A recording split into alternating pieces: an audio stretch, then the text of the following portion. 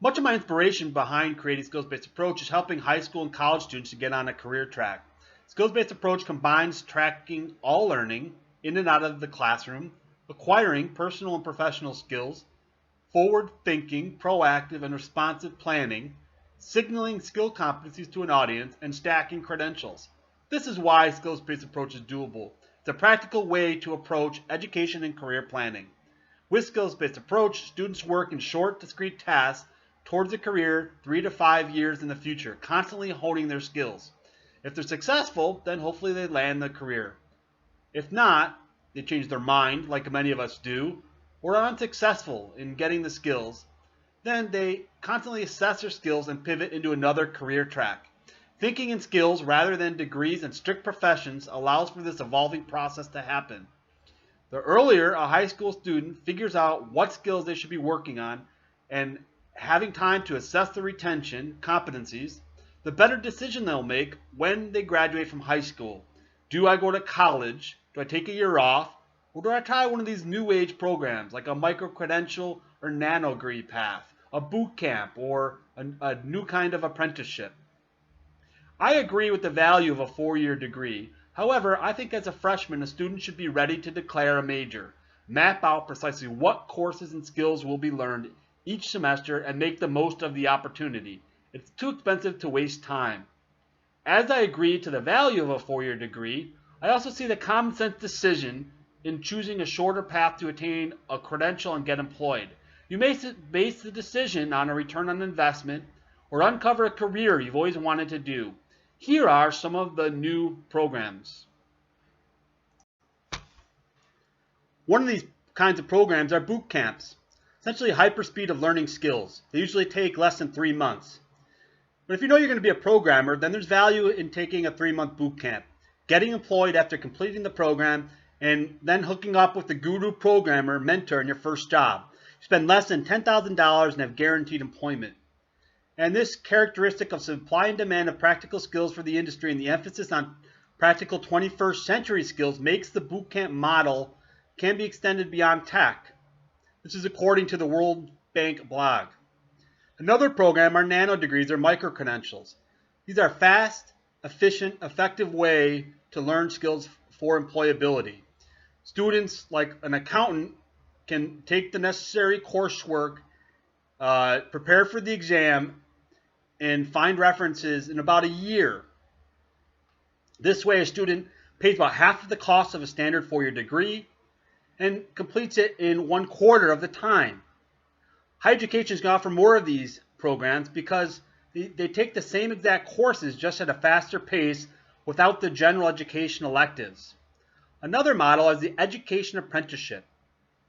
This is a strong tradition in Europe and Asia, and we're starting to see apprenticeships take hold here in the US.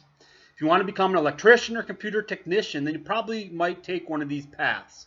But we're also going to see apprenticeships in a wider scope of disciplines. And this is something a company institute is trying to establish. Finally, there's employer-sponsored learning programs. For example, P-Tech in New York, IBM is offering a 6-year high school program, and once the student completes the program, they get hired at IBM. You cannot overlook a clear, direct path with a job at a company like IBM. And I think we're going to see more of these backdoor routes into companies when a candidate can prove their skill competencies. The definition of the new blue collar is any work that does not require a 4-year degree. 40% of new jobs fall into this category. Many of these jobs pay well, have stability, and can be fulfilling.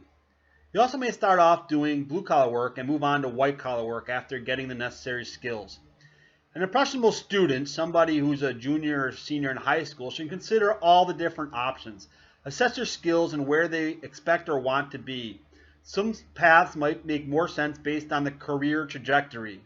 Where there is choice, conduct a return on investment of all the different options. In each of these screens, I've shown you a screenshot of skills-based approach. And it's helpful to use skills-based approach as you map out the paths so you can compare how much time they're going to take and how much they're going to cost. All right, I've centered the discussion on the financial return on investment side of an impressionable high school student making it to decision, and I laid out the options. Now I'd like to discuss the happiness side. According to a Gallup poll, only 1/3 of full-time employees are engaged at work. They're happy with what they do, being part of a team and contributing every day. Unfortunately, it's the other side. 16% are actively disengaged. They are miserable in their workplace. 51% of employees are not engaged. They are just there. According to Kelly Service, in an annual global survey, the number of unhappy workers is always around the mid 40%. Why are employees not engaged? There are obviously many reasons. There are personal reasons, but I think many people do not put in the proper self and social discovery when they choose what to do after high school, a program and/or degree.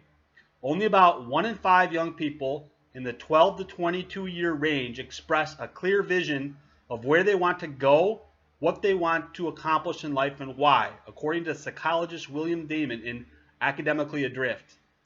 I think part of the solution is to get young people, 12 to 18 years old, thinking about their career, exploring them through simulation and perhaps sampling of careers.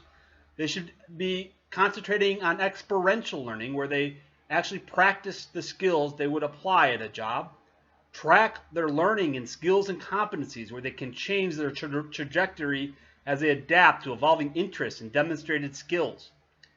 And start preparing to make that critical, mature decision when they graduate. To accomplish these 3 tasks, I suggest skills-based approach, a methodology centered on the development of a skill set through education, higher education, and career. This involves constantly cycling through 4 stages with an evolving skill set. Within skills-based approach, much of the education and career planning happens in the planning and building stages. I've come up with 4 strategies for planning a career. Well, I borrowed one. Craftsman Mindset from Cal Newport, follow a passion, self-awareness, and product to market. Though I argue you can use any strategy. If there's a new technology or application out there, plug it in. Take the strategy, use the results, and translate the results into a set of skills and an action plan to learn each of the skills. Let me introduce the 4 strategies. First, there's a craftsman mindset.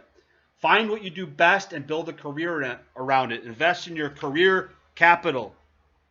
Identify your core competencies, skills that differentiate you from others, that you have an innate understanding of and commitment to develop. Larry Bird summarizes it nicely. He says a winner is someone who recognizes his God-given talents, works his tail off to develop them into skills, and uses these skills to accomplish his goals. The advantage of the craftsman mindset is you put your best foot forward.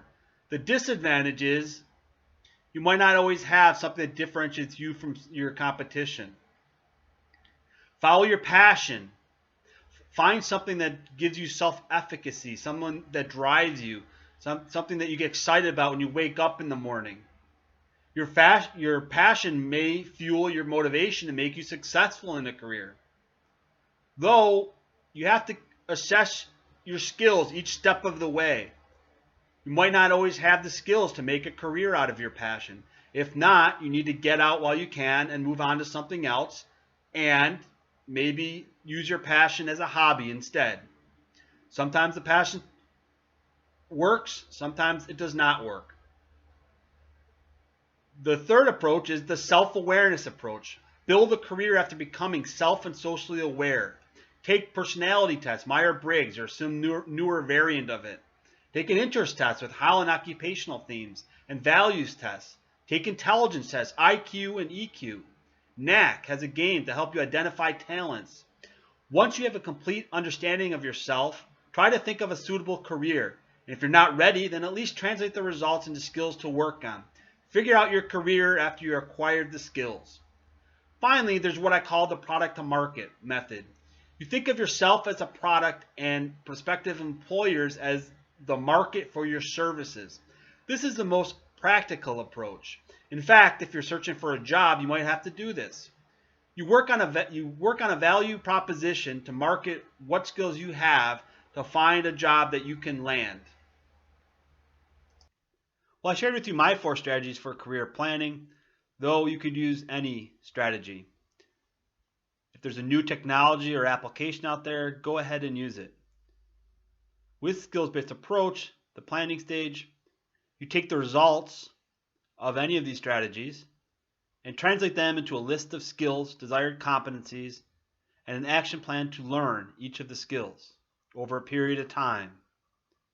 The building stage is about constantly assessing your progress in learning the skills. If you're successful, you might get that career you planned for. But if you change your mind or are unsuccessful in learning some of the skills, then you can pivot and move into another career track.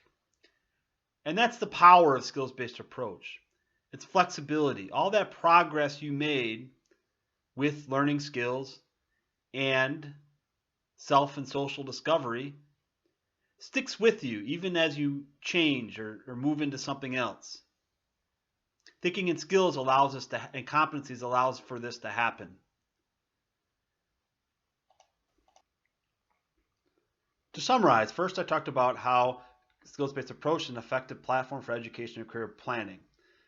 It effectively combines the planning with all the learning that's taking place and is an evolving process. Then I talked about how skills-based approach is an effective platform for not only the standard higher education degree, but also all these new age programs. Skills-based approach is an effective platform to compare and map out the time and cost that these programs take. Finally, I talked about how many workers today are unhappy, and perhaps the root of that is not proper self and social discovery in their impressionable years when they make the key decision of what to do after high school and later choosing a degree. I invite you to join the community online at skillsbasedapproach.com.